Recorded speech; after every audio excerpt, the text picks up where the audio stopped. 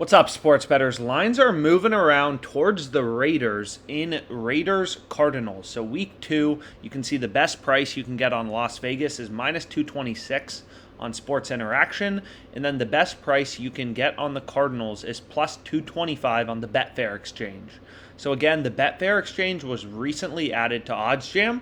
And it's an exchange, right? Peer-to-peer betting.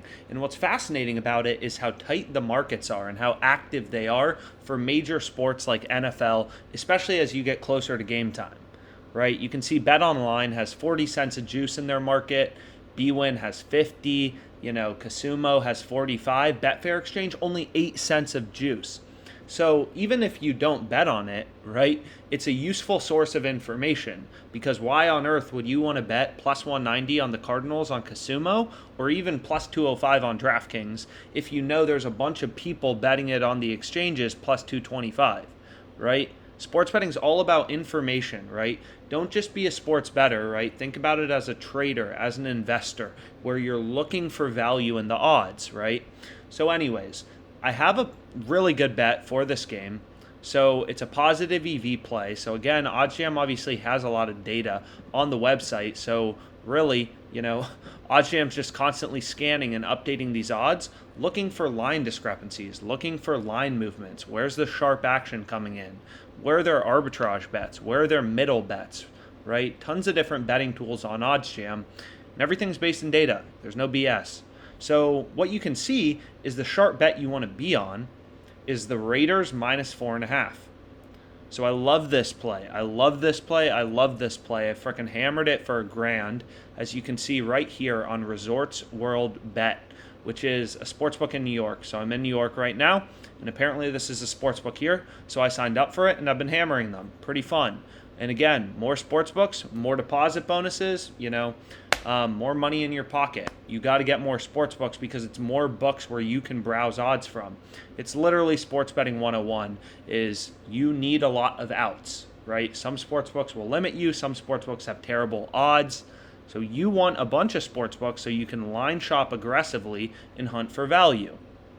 But anyways, what you'll notice is, this bet is what I took. The profit margin is 2.47%. So my bet has 2470 in EV. You just take your profit margin from OddsJam, you multiply it by your stake, and I think the Raiders are going to whip the Cardinals on Sunday. So week 2 early action, you can't just be placing your bets 2 minutes before the game start on Sunday. Lines are always moving around, and guess what? This isn't going to be available long. If you take a look at the odds for the point spread, what you'll notice is like, wow, we were able to get minus 105 on the Raiders minus 4.5.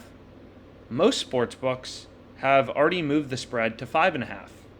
In fact, some sports books even have the spread at 6, right? So BetOnline, a very sharp offshore sports book, they're setting the spread already at Raiders minus 6. We were able to get minus 4.5 at minus 105. Which you can also see is, hey, it's an arbitrage bet to both Pinnacle and the Betfair exchange. So this is an arbitrage bet to Pinnacle and the Betfair exchange.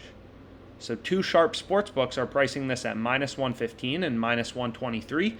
And the third sharp book has the spread set at 6. So all sources, all pieces of information are telling us like, hey, Resorts World Bet is way off.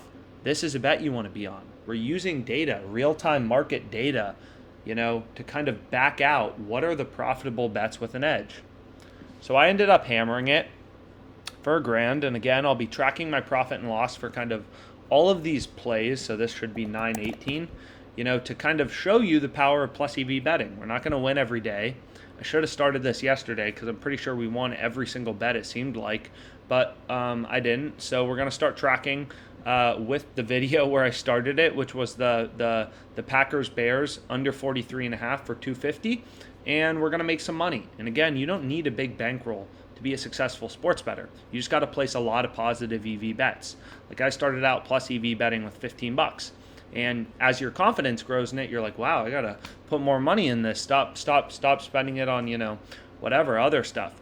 So with a 2.5% profit margin, $75 bet size, if you hit every bet for $75, one unit, let's say, and your unit size is $75, To make $1,000 a month, you'd have to play 17.7 bets a month, 18 bets a month. So it's really just math. Like, you got to stop thinking about sports betting about, overthinking it, right? It's all about looking for value. If you're able to get the Cardinals plus 300, there's a lot of value in that play, considering every sports book is pricing them closer to like plus 190 or plus 200. So either, the sports book you're betting on is the smartest person in the world, knowing what the line should actually be, or it's a way mispriced bet and you should be betting it, right? So understand the math, kind of behind how betting markets work, and it'll definitely benefit you a lot just in terms of betting the NFL. So anyways, that's the play I have. Let's make money.